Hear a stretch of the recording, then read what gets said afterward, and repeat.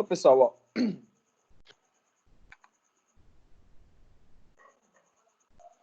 continuando aqui, tá? Existem alguns determinantes de patogenicidade, tá? Da microbiota. E quais são esses determinantes? Bem, os determinantes da patogenicidade, né, do quão aquele micro-organismo vai ser patogênico ou vai ter a capacidade de produzir, né, um malefício, tem essas circunstâncias. A primeira, a virulência. A gente já viu que cada micro-organismo ele tem uma determinada virulência. E o que é isso? É uma condição, tá? Que vai favorecer aquele micro-organismo causar determinada doença, tá bom? Aumentar a patogenicidade dele. A gente já viu que a cápsula, né? Ela é muito proeminente na virulência de bactérias. Vírus também possuem cápsulas e elas também estão associadas aí à virulência desses micro-organismos, tá bom? Capacidade de adesão do micro-organismo também é muito importante, porque a gente viu na aula passada que tem lá o antígeno O, tá? Existe o core. Então, toda aquela região ali, ela tem a função de se aderir às superfícies. Então, quanto maior for a capacidade de adesão, maior, né, a capacidade patogênica daquele micro-organismo.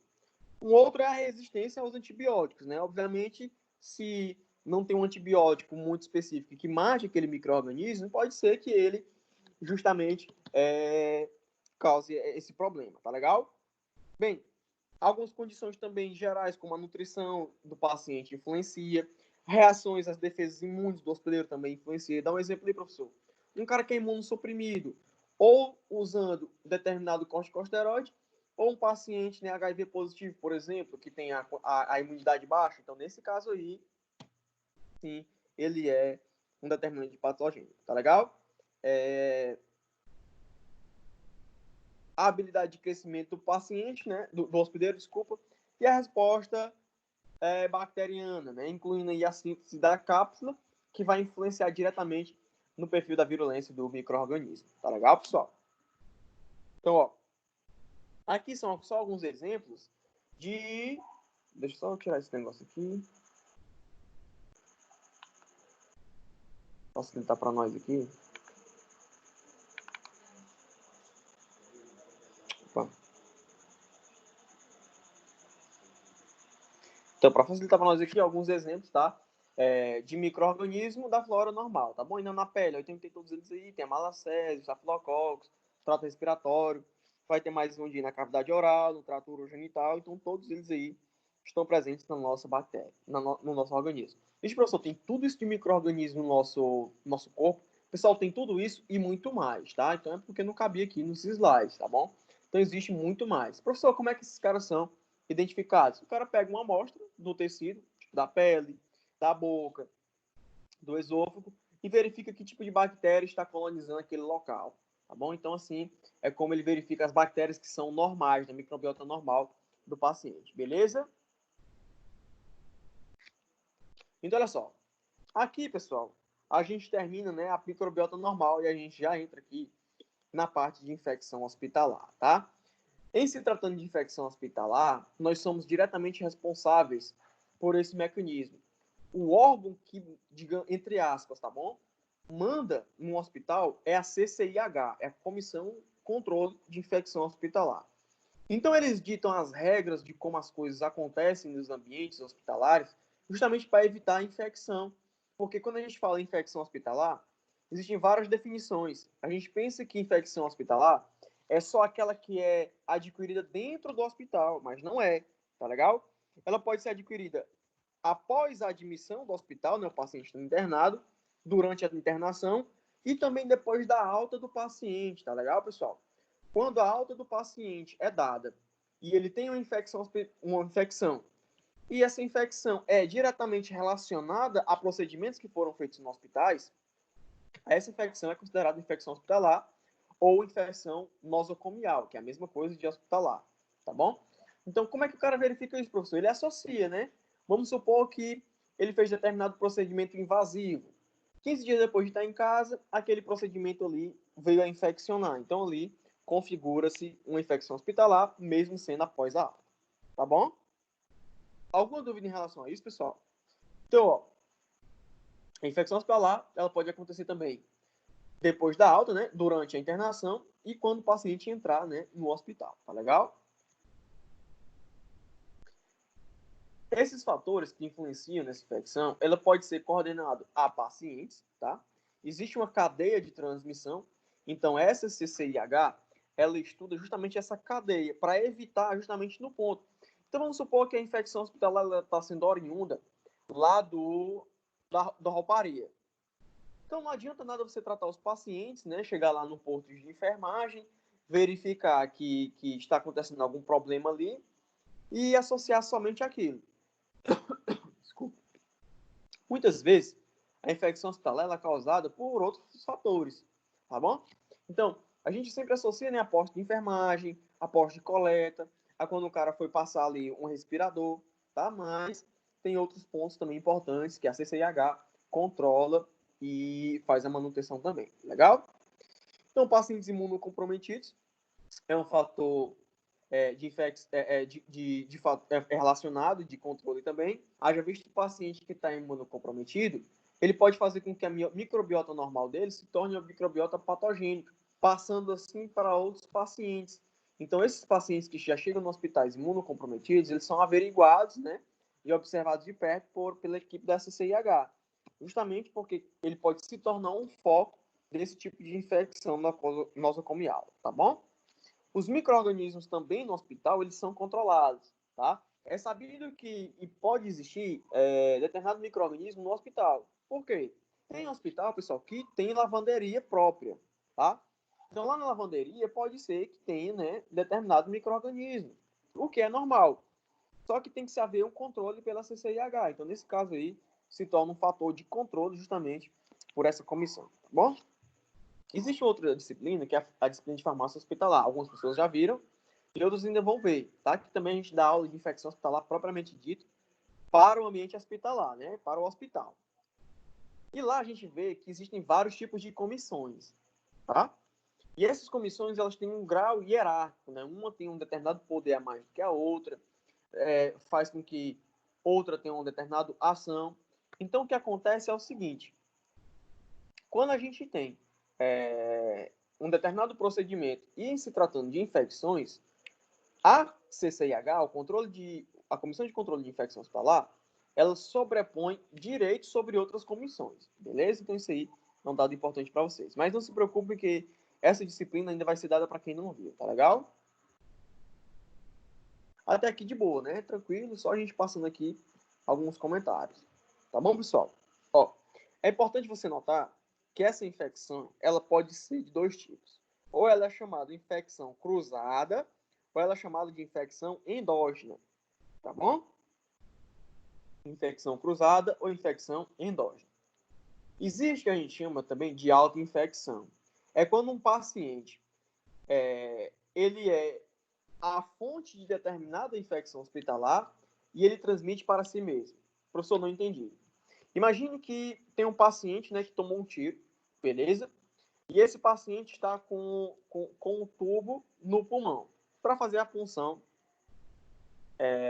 da secreção que dali está saindo, tá bom? Só que aquele local ali, ele é um local de infecção muito grande, tá? De infestação de micro-organismos muito grande. Então, pode ser que na troca lá do curativo ou na manipulação daquele aparelho, o paciente entre em contato com aquele micro-organismo. Aí ele vai possuir, assim, a infecção. Então, ele pode ter a autoinfecção, tá bom? Uma outra forma é quando ele tem a infecção em um local, digamos que ele está com a pele purulenta, aí ele passa para o olho, na boca e outras regiões, então também considerado desse tipo uma autoinfecção, tá? Cuidado que já vi questão de seleção, que ele dava um exemplo, dava um textão. Hoje é muito mais difícil ter aquelas questões mais direcionadas, tipo, dentre as opções abaixo, qual é a que não pode ser utilizada, tá? Dos medicamentos utilizados abaixo, qual é o que causa determinado efeito adverso? Esse tipo de questão, pessoal, ele era considerado mais difícil. Por quê? Tinha-se que ter um determinado nível de decoração, digamos assim, né? De decorar, tá bom? Não sei nem como é que fala, decoração, decoramento. Acho que é decoração, sei lá. Por quê? Porque as respostas eram muito específicas. Só que hoje, as respostas, elas estão muito mais elaboradas, né? Então, o cara vai dar um texto, tá bom? E nesse texto ele vai dizer o seguinte: a partir do texto acima, verifique que tipo de infecção o paciente teve. É infecção autoinfecção? É infecção endógena? É infecção cruzada? É infecção no meio ambiente? Então, isso aí a gente tem que entender como acontece cada uma, beleza? Tranquilo, né? Como é que tá o meu áudio? Tá bom? Tá chiando? Tá? Precisa aumentar mais? Diminuir mais? Houve um aumento nesta semana entre Só teve um cachorro agora, né? Acho que é um menino correndo no meio da rua. Mas tá bom, né? Então vamos aqui, ó. Um efeito que a gente tem que conhecer é a infecção cruzada. Como é que é a infecção cruzada? A gente pode ter uma noção de como ela acontece, mas vamos definir basicamente como ela é. Olha só, na infecção cruzada, pessoal, vou só botar aqui o chat de vocês para ver as perguntas. Na infecção cruzada, pessoal, é mais ou menos assim. Tem um paciente no hospital com determinada infecção e um outro paciente, ele recebe essa infecção. A forma como ele vai receber essa infecção não importa. O que importa é o quê? Se um cara tem a infecção e outra pessoa teve essa mesma infecção e a origem foi desse paciente inicial. Digamos que o paciente A está na UTI, beleza? Na UTI. E ele está com infecção de KPC, Klebsiella pneumonia carrapenase, tá? KPC. Aí um paciente lá na clínica médica foi feito também a averiguação que ele estava com essa mesma infecção. Não sabendo qual a origem daquela infecção, pode se associar a uma infecção cruzada, beleza? Se não tiver um outro ponto de origem, tá? Aí, professor, como é que isso aconteceu? Pode acontecer N maneiras. Um enfermeiro, técnico de enfermagem que fez a asepsia lá do leito na UTI do paciente, foi para a clínica médica sem trocar luva, ou ele fez a lavagem das mãos de maneira errônea. Existe uma maneira para você lavar as mãos, tá? Existe a aula de lavagem de mãos. A gente vê mais ou menos isso na enfermagem, né? Que é onde tem o maior contato com o paciente. Mas é importante também para vocês, e na aula prática a gente vai fazer essa experimentação, tá? A maneira que você vai descartar a luva também é importante, ter os 2 dedos por dentro da auréola. Então, toda uma técnica, tá, pessoal? Que vai evitar esse tipo de infecção. É importante para você hoje até ter esse tipo de conhecimento, né? Porque muitas vezes a gente pega, vai no supermercado, o cara lá borrifa, hoje é obrigatório, o cara borrifa lá o álcool 70% nas suas mãos, você passou o limão para cima e para baixo, já botou na boca, já pegou no carrinho. Então tem um certo protocolo, tá? Então, a forma como você vai esfregar as mãos, cada dedo individualmente, aquele contato ali do produto tem que estar pelo menos 30 segundos ali com o micro-organismo em contato para que haja a diluição da cápsula e aquele micro-organismo ele não se torne mais patogênico, beleza? Então tem toda uma técnicazinha que você pode fazer, tá bom? Um outro tipo de infecção é a do meio ambiente. Quando a gente fala em meio ambiente, não é relacionado ao meio ambiente natureza, não, pessoal. Meio ambiente no tocante a tudo que tiver em volta. Tem um ventilador, equipamento de respiração, alguns endoscópios, sondas, até bacia, poeira do ar, ela é influenciada no meio ambiente. Tá? Então, quando tudo isso aí, agulhas, né?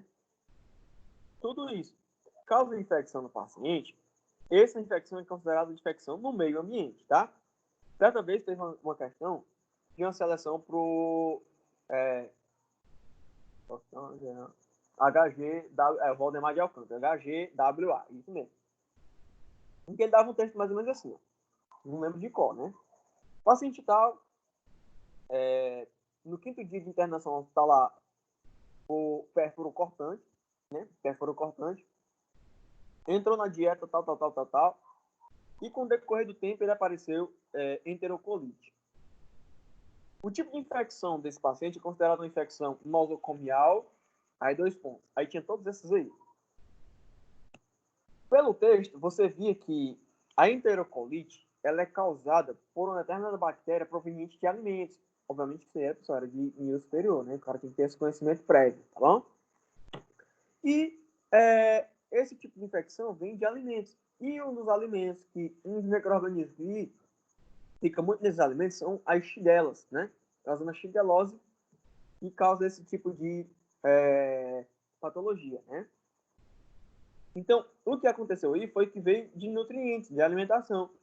E como veio de alimentação, o tipo de infecção era no meio ambiente. Tá bom? Deu para entender isso aí? Então, cuidado aí com as pegadinhas que as questões desse tipo podem aparecer, tá bom? Tranquilo, pessoal. Até aqui, alguma dúvida?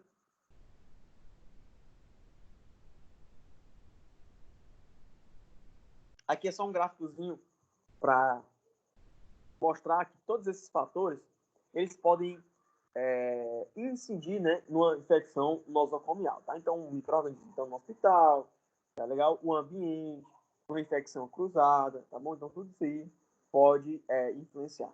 O nome desse diagrama aqui é chamado de diagrama de Venn. Venn. Tá?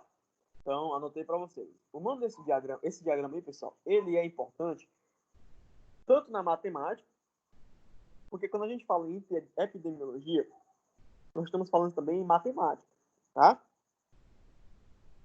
Então, os pontos de interseção entre essas bolinhas aí, essas três bolinhas, vai favorecer a porcentagem. Então, digamos aí que no centro esteja 50%, tá? Então, em cima é 20%, tá bom? Então, isso aí funciona para quê? Atenção, esse diagrama de Venn, ele funciona para dividir os tipos e as origens das infecções hospitalares. Quantos por cento vem de infecção cruzada? Quantos por cento vem de auto-infecção? E por que isso é importante? Mais cálculos aqui para ti. Por que isso é importante? A matemática é legal quando a galera pergunta assim, né? Papai, onde é que eu vou usar isso aí? Em tudo. Você usa matemática em tudo. Né? Se você for trocador de ônibus, você usa matemática. Qual tudo? É incrível. Mas aqui, pessoal, matemática básica mesmo. É soma e subtração, tá? Vem de 100% e você vai diminuindo, tá? Em cada uma dessas interseções, tá bom? É isso mesmo, amiga. Então, pessoal, ó, isso é importante para quê? Para determinar a origem dessas infecções. E por que seria importante determinar a origem dessas infecções? Para saber o foco do tratamento. De onde a comissão, a CCIH, vai ter que ir lá e fazer um protocolo de mudança. Pessoal, a CCIH é tão importante que a maioria dos profissionais, eles querem fazer parte da CCIH. Professor, quem que compõe a CCIH? Muitas pessoas pensam que é só por médico, mas não. Na CCIH pode ter médico, enfermeiro, nutricionista, técnico de farmácia, técnico de enfermagem. Bom, pode ter técnico também, professor? Pode. Na verdade, tem. Por quê? Porque todos os pontos eles têm que ser cobertos. Tá? Para caso haja alguma infecção hospitalar não explicada, todos os pontos sejam avaliados para encontrar, né, o ponto de origem para o tratamento. Beleza? Então, em se tratando de infecção hospitalar, tem os tipos dessas infecções hospitalares. A mais comum, pessoal, são as infecções do trato urinário, tá?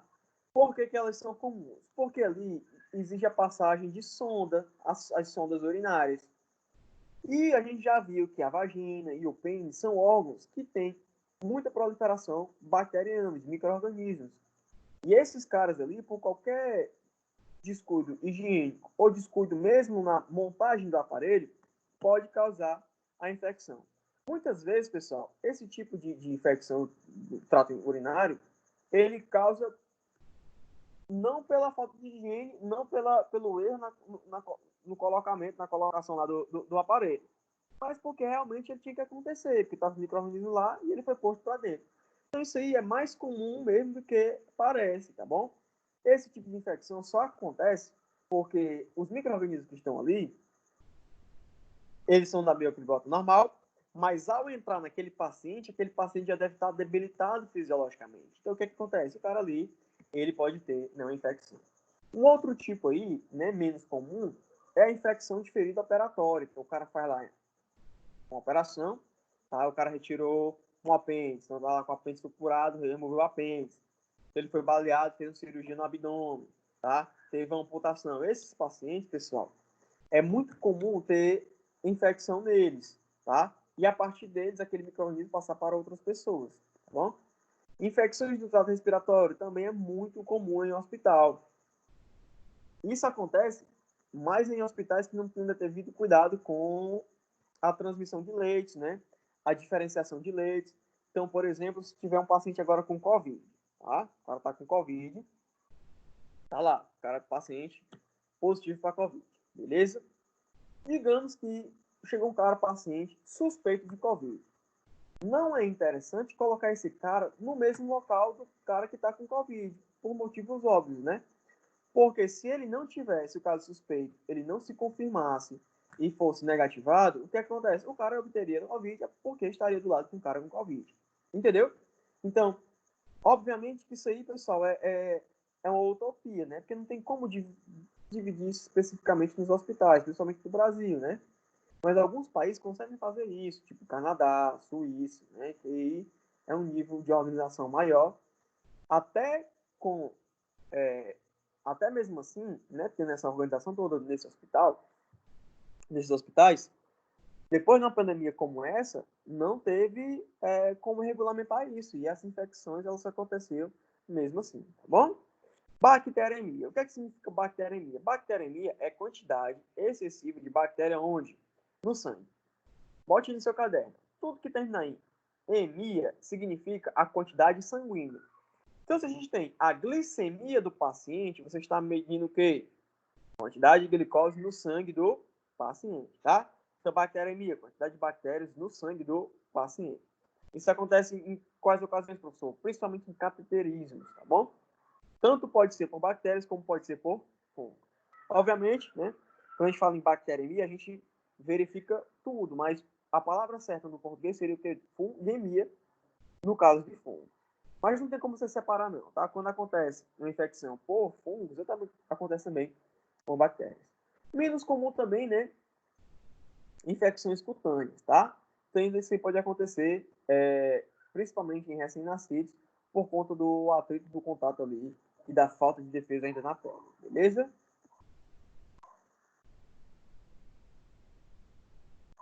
Então, ó, no hospital a gente tem dois tipos de micro-organismos que a gente viu até agora, né? Os que são os oportunistas e os que são multiresistentes. Quais são os alvos principais dos oportunistas? Pacientes imunossuprimidos, tá? E as multiresistentes não têm alvo, tá?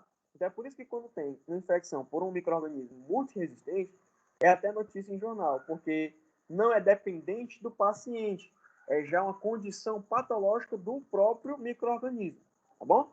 Então não há muito o que fazer, né? Nesse caso, só isolar e tratar com o arsenal terapêutico que o cara tiver no local. Obviamente é mais difícil tratar pelos oportunistas. Porque os oportunistas já conhecem o micro-organismo, para ele ter um tratamento efetivo e pode ser debelada aquela infecção. No multiresistente, não. Ali você já está tratando um cara que já não morre para qualquer antibiótico, tendo que fazer o que a gente chama de TSA. O que é TSA? Alguém sabe, já ouviu falar em TSA? Alguém pode me dizer o que é TSA? Alguém já ouviu falar isso? TSA, teste de sensibilidade a antimicrobianos, tá, pessoal? Quando o paciente chega no... Como é que seria o certo? O paciente chegou no hospital... O paciente chegou no hospital e está com infecção. Não sabe qual é. Os protocolos médicos, eles já fazem com que o cara seja indicado uma antibiótico-terapia para ele. Eu já tenho um protocolo, vai colocar um antibiótico tal, com medicamento tal, por tantos dias. Porém, pode ser que aquele antibiótico não seja o mais efetivo. E como é que ele visualizaria isso? Pelo TSA. O TSA mostraria qual é a bactéria que está presente no organismo, qual é o micro-organismo que está lá, tá? Qual é o antibiótico que mata aquele micro-organismo e qual a dose que mata aquele micro-organismo, tá bom? Só que isso demanda tempo e dinheiro, tá? Então, muitas vezes o hospital ele não demanda isso, já monta protocolos, tá bom?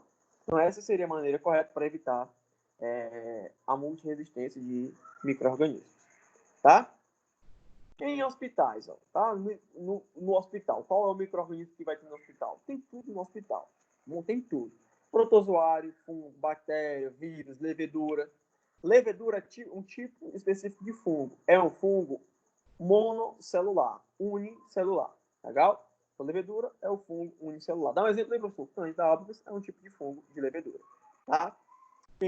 Tem-se a Cândida albicans, tem a Cândida, vários tipos de Cândida, né? Você pode escrever Cândida spp, tá bom? Esses indivíduos portadores desses são os caras que são saudáveis, tá? E onde é que esses caras estão? Vai estar em alimento, em água, nos insumos farmacêuticos, pode estar nos instrumentos cirúrgicos, nos profissionais de saúde, né, principalmente, e também nos pacientes, tá bom, pessoal? Então aí, ó, só para a gente, né, discriminar mais uma vez onde é que pode acontecer, ó, tá no paciente, tá? Nas mãos lá do profissional também. Geralmente, nos procedimentos invasivos, na colocação de acesso, é onde aparece mais esse tipo de infecção. Então, a infecção por pacientes, na introdução de catéteres, vai acontecer isso aí, tá bom? Então, cuidado nessa situação, tá legal? Professor, nós, em farmácias comerciais, nós aplicamos injeções, né? Abrimos acesso. E no hospital nós fazemos isso, pessoal, 99% das vezes, não, tá? 99% das vezes, não. Não é, olha atenção, não é uma atribuição do técnico de farmácia fazer acessos nem aplicar injeção em hospital. É uma função de quem? Do técnico de enfermagem. Eventualmente, quando o cara vai fazer testes terceirizados, como assim, professor? Existem alguns exames que não são feitos no Valdemar de Alcântara, que não são feitos na UPA, então você foi lá na UPA, tá? Então você foi lá na UPA. Tá com suspeito de zika, chikungunya ou Covid. Aí vai um cara retirar o seu sangue. Quem é esse cara? É o técnico de laboratório. Então ele vai só lá, remove aquele sangue, tira o sangue de você. Se já tiver um acesso, ótimo. Se não tiver o acesso, quem é que faz o acesso? O técnico de enfermagem. É a intenção. Não é atribuição do técnico de farmácia fazer acesso, vai colocar um acesso, colocar um scalp no cara, bocate no cara. Não é a atribuição do técnico de enfermagem. Muitas vezes ele coloca porque ele já vai tirar o sangue, tá bom? Mas não é atribuição. Então, legalmente, o cara poderia se negar a fazer isso, tá? Nesses tempos de Covid, esse tipo de informação é importante, porque nesse procedimento, né, não é perigoso só para o paciente, não, é perigoso para o profissional também. A gente viu aí muitos profissionais morrendo por esse tipo de infecção, de doença. Então, isso acontece quando o paciente se mexe, tá? Ele dá uma espirrada na sua cara na hora que você está fazendo a punção, entendeu? Então, isso aí é muito perigoso. Então, legalmente, o cara poderia evitar. Então, tem que fazer aquilo ali, o técnico de enfermagem. Beleza? Só um adendozinho aqui para demonstrar o perfil jurídico, tá bom? Pessoal, tem aqui alguma dúvida? Tá? Essa parte aqui é mais teoria mesmo, que é mais tranquilo o finalzinho, tá? Se tiver alguma dúvida, você fala, eu posso voltar algum slide e a gente explicar de novo, tá? Professor, o senhor falou que tem pacientes que ficam comprometidos, né? Sim. Principalmente quem são esses tipos de pacientes? Eu falei para vocês, pacientes que têm imunossupressão, né? Pacientes que estão tomando muito corticosteroide por muito tempo, ou ele é um paciente HIV positivo, então a imunidade do cara baixa, tá? Paradoxalmente aí, ó, a gente vê que a imunidade baixa no cara que toma um anti-inflamatório corticoide, né? Por que isso acontece? Pessoal, porque os corticoides, ele tem um efeito a nível celular. Então ele vai suprimir a produção de algumas proteínas essenciais, tá? E uma dessas proteínas são as proteínas pró-inflamatórias. Então, quando ele faz isso, ele também diminui a produção de anticorpos, que são o quê? Proteínas, beleza? Então, por isso que eles são imunossuprimidos. Mas também o que é que diminui a resistência a essas infecções? Doenças, tá? O cara que tem, por exemplo, doenças concomitantes, eles diminuem a resistência à infecção, então ele facilita ali a infecção. Um exemplo clássico, pessoal, é o paciente com diabetes, né? Eu posso dizer assim, o paciente com câncer, ele vai ter uma diminuição da proteção e vai ter um aumento da suscetibilidade pela infecção hospitalar. Mas isso é o comum, né? Mas assim, ó, diabetes, a hipertensão, Um bebê que é prematuro, ele também aumenta o risco. Por que ele aumenta o risco? Porque o sistema imunológico dele não está preparado ainda. À medida que o cara vai nascendo, no primeiro estágio, então tem lá o óvulozinho, liberou o óvulo, né? E vem o espermatozoide. A partir do momento que eles se ligam ali, se torna em zigoto. Aí o zigoto se torna mórdula, gástra, blástula antes, depois gástra. Aí ele vai começar a se desenvolver. A partir daquele momento ele começa a desenvolver todos os sistemas fisiológicos, o sistema respiratório, o neurológico, tá? O cardíaco, o sistema gastrointestinal. Um dos últimos a serem desenvolvidos é o sistema imunológico. Por quê? Porque ele só precisa de defesa depois que sai do corpo da mãe. Então, não é necessário ter essa defesa antes. Então, quando o bebê nasce prematuro, ele justamente tem uma deficiência aí do sistema imunológico. Tá bom? Beleza?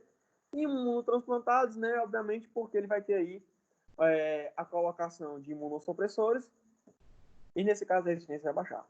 Incluindo a idade avançada, porque pacientes que são mais idosos, eles têm uma quantidade de anticorpos diminuída, pela quantidade de hormônio diminuída também por eles, né? No caso da mulher, as progesteronas e no homem a testosterona. Obviamente, mulheres, elas teriam a tendência a viver menos do que os homens, tá? Mas elas vivem mais pela condição que a falta de testosterona no homem ela é mais prejudicial do que a falta de progesterona na mulher. Tá legal?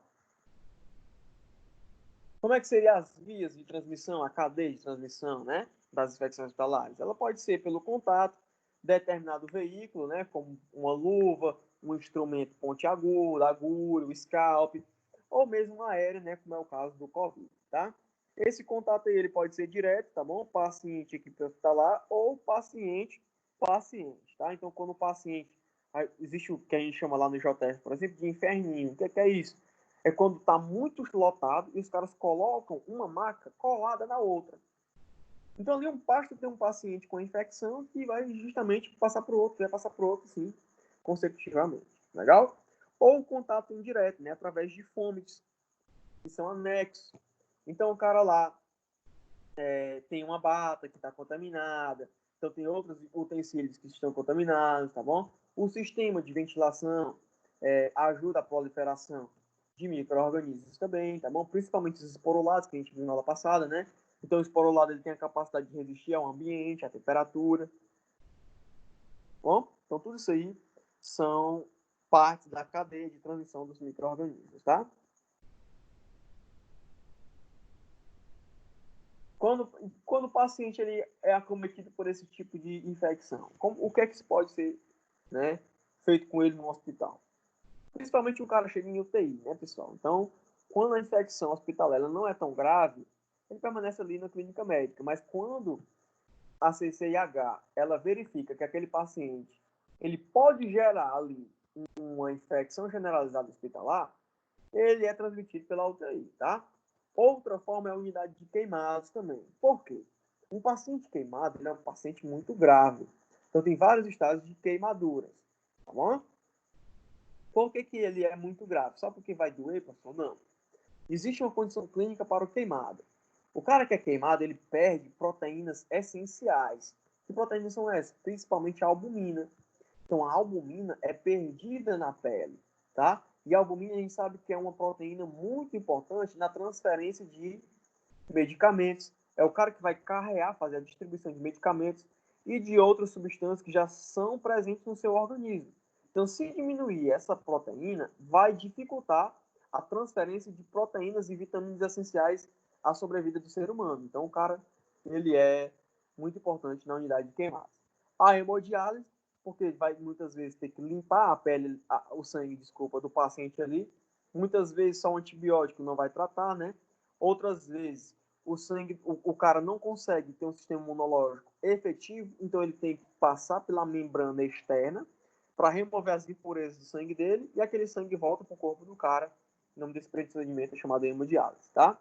Então, a sala de recuperação e as salas oncológicas também são utilizadas porque são salas especializadas para esses pacientes, tá bom? Então, a gente sabe que um paciente oncológico é um paciente que demanda, né, um cuidado especial, então, por isso, essa área também é utilizada, tá bom? procedimentos de diagnóstico e tenoterapia de risco, eles envolvem o quê? Cirurgias, agulhas, suportes respiratórios, catéteres intravenosos, bem como as sondas urinárias, como a gente já viu, né? Então, todos esses aparelhos aí, eles são proeminentes efetivamente na produção de uma cadeia de transmissão e infecção hospitalar. Tá bom? Como é que o cara vai reduzir essa população microbiana? Bem, ele pode excluir ou reduzir, né, as fontes. E como é que ele faz isso? Técnicas assépticas, um cuidado no manuseio de material contaminado, tá? Lavagem das mãos apropriada, se a gente vai ver uma aula prática. Já fiz uma aula prática, eu como aluno, né, de lavagem de mãos, quando eu fazia o técnico de enfermagem, há milhões de anos atrás. Pessoal, realmente, assim, você vê que é diferente, né, da forma como a gente lava as mãos todo dia. Obviamente, tem aqueles alunos que esticam a baladeira. Então, a gente saía na aula daquela, aí o cara ia pro refeitório, aí lavava as mãos como se estivesse entrando no centro cirúrgico. Não precisa disso, né, pessoal? Então, ter a lavagem de mão apropriada é importante, mas também o excesso não é necessário. Tem gente que perde os pelos das mãos, principalmente homens, de tanto lavar as mãos com escova e tal, em ambientes cirúrgicos. Geralmente, cirurgiões não têm esses pelinhos das mãos e do braço, né? Que a gente chama de antebraço, que na verdade é braço. Membro superior é todo e braço é só do punho até o cotovelo, tá bom? A educação, né, para as medidas de controle é importante também. E salas e enfermarias de isolamento também ajudam no controle das infecções hospitalares. Legal? Tranquilo? Para aumentar a resistência do paciente, é possível? Sim. É possível como? Diminuindo o uso de antimicrobianos. Assim vai fazer com que o cara não tenha tanta resistência, tá? Diminuir procedimento invasivo.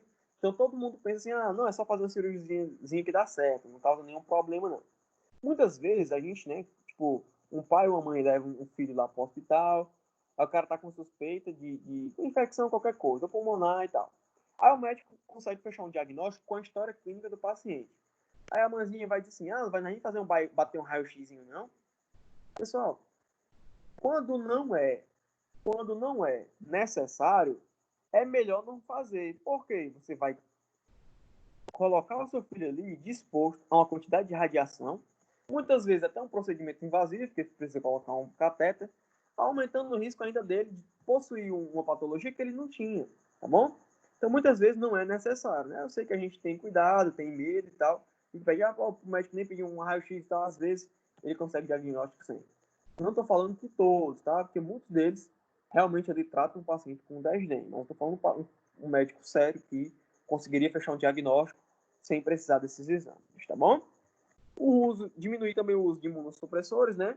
Obviamente, para não diminuir a capacidade do sistema imunológico reagir a esse tipo de ação microbiana e o aumento da imunidade, né, através de proteínas e de vitaminas e uma boa alimentação. Então, a nutrição, nesse caso, ela faz muito importante nesse tocante, tá bom, pessoal? Tranquilo? Então, a gente cai aquela pergunta. Então, como o cara interromperia, tá? Como interromperia uma transmissão de infecção hospitalar? Por dois métodos. Estruturalmente falando e humanamente falando. Quando a gente fala estruturalmente falando, a gente fala na capacidade do hospital em gerir essa organização. Então, aquele hospital, ele tem salas apropriadas, aqueles profissionais, eles estão bem treinados, o material está sendo bem limpo assepticamente, a roupa ela está sendo bem lavada, né? Existe hoje, pessoal, algumas indústrias que só são responsáveis por lavar as roupas de hospitais, né?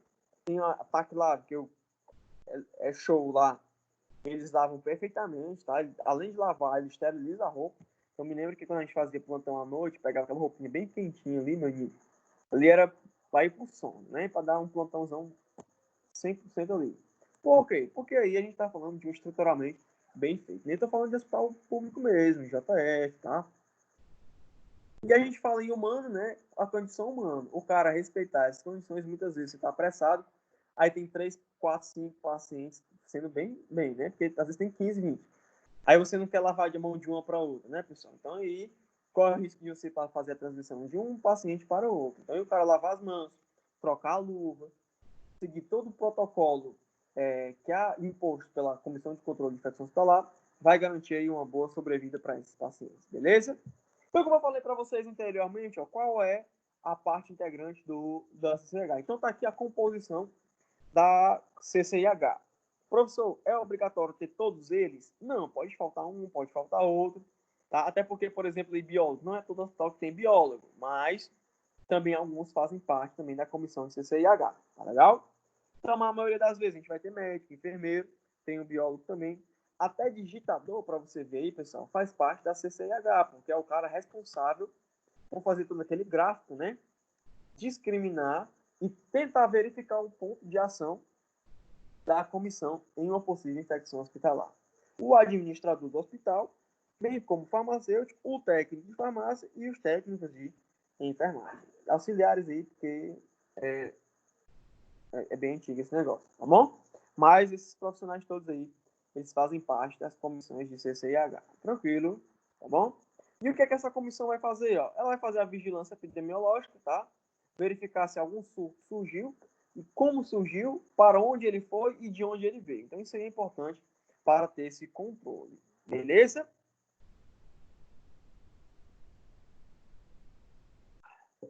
Uma coisa que a CCIH faz também é racionalizar o uso de antibióticos. Ele verifica lá que o médico está prescrevendo muito antibiótico. Vai chegar lá no médico, né? Verificar se realmente tem a importância daquela prescrição exacerbada de antibiótico. Se o paciente que está tendo aquele antibiótico, ele tem realmente a doença para aquele antibiótico. Se foi feito ou não o TSA, então todas essas coisas são organizadas pela CCIH, tá?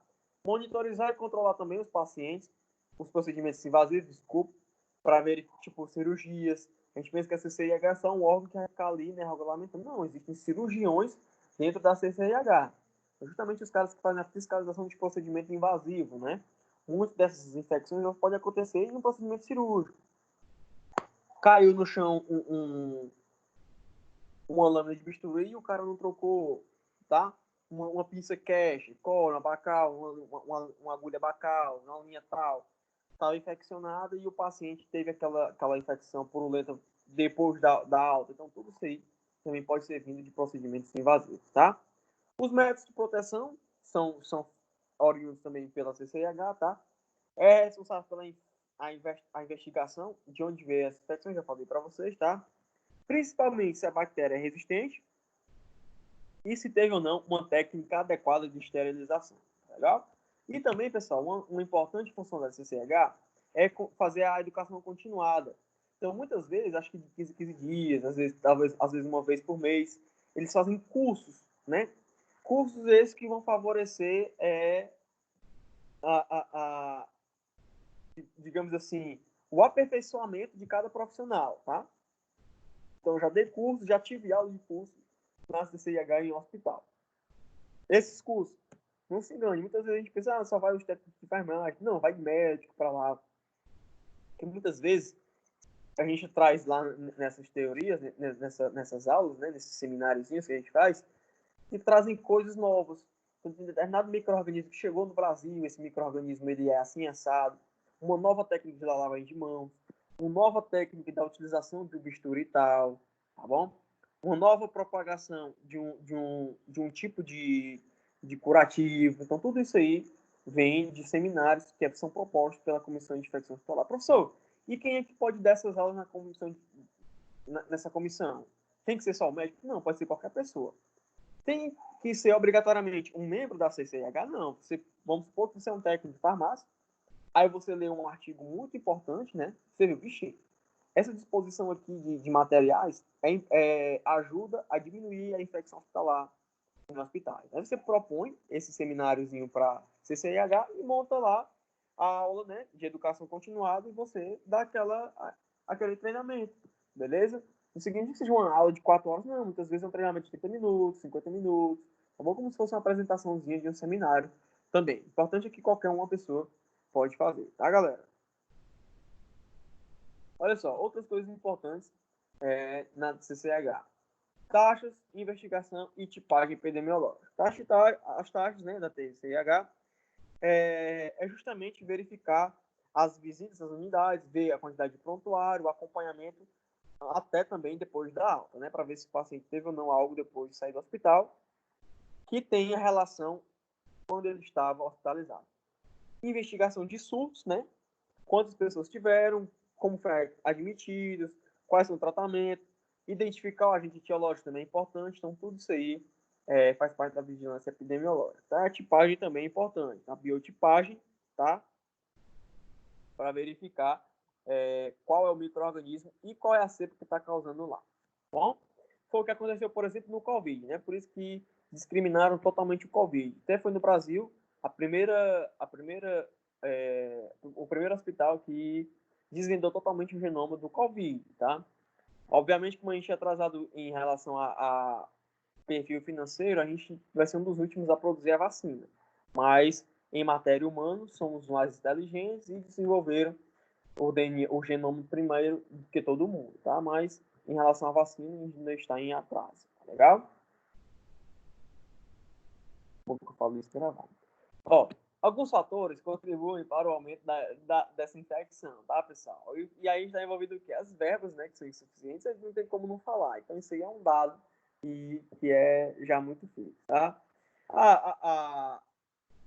A diminuição, né, tipo, o pessoal, o equipamento, isso, tudo isso também está envolvido. Defasagem técnico profissional é o que mais demanda, tá?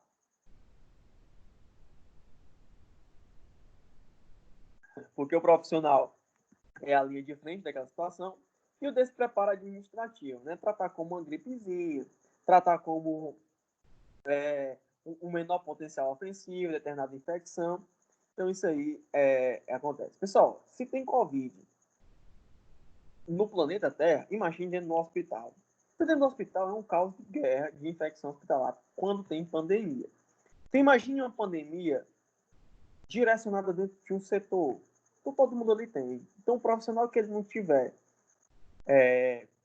todo protegido, como se estivesse indo para o espaço mesmo, ele ali consecutivamente vai ter uma contração daquela infecção, tá? Então isso aí é importante também.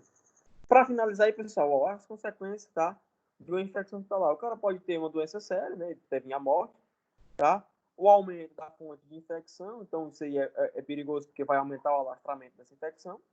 Vai ter o aumento da resistência microbiana, o que causa grandes problemas, não só de saúde, como também financeiros, porque vai onerar o hospital, vai aumentar o sofrimento, as rendas que devem aumentar por conta disso, então vai ter uma deficiência em outros setores, tá? Então aí é importante que tenha esse controle de infecção hospitalar. Beleza, pessoal? Tranquilo? Alguma dúvida? Fala agora ou cale para sempre. Bem, galera, era isso aí que eu queria deixar para vocês, tá? Só lembrando aqui, ó, que sexta-feira a gente vai ter a nossa aula, tá? Então é comigo também. Continuação aí da microbiologia médica. A aula mais importante de sexta-feira, que é ela é rápida, tá? Ela é bem rápida mesmo, tá bom? Se não me engano, eu vou até olhar aqui para você para dizer já quantos slides são.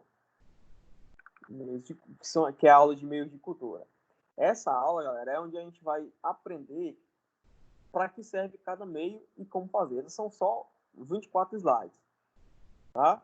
É bem curta, mas ela é uma das importantes porque vai fazer justamente o que você vai fazer na prática. Então, quando o cara chegar lá, você perguntar qual meio de cultura eu vou replicar essa amostra? Legal, meio PLED, meio fulano de tal. Então, isso aí, você tem que estar na ponta da língua, beleza? O seu nota da prova sai quando? Até a próxima semana. Até a próxima semana sai a notinha da prova, tá? Sexta-feira eu posso até adiantar a parte uma parte da nota para vocês, né? Eu consegui corrigir tudo. Beleza? Tranquilo, galera? Até sexta-feira, 6h30. Espero todo mundo lá. Tá aqui, né, na verdade. E não falta, tá? Falta essa aula. E aí, de segunda-feira, a gente termina esse conteúdo. E quando é que é a prova, professor? Terça-feira. Né? Termina segunda, terça-feira. E na próxima segunda-feira, pessoal, vocês vão estar convidados aí a participar de uma aula importante, que é a farmácia do idoso, que é dada para enfermagem, mas que vai contar horas para vocês também. Beleza? Então aí, ó, prazer estar com vocês aqui, tá, pessoal? Espero ver todo mundo aqui sexta-feira. Cheiro, abraço, fique em casa, quando sair, usa máscara. Fé em Deus que tudo vai dar certo. Beijo, tchau.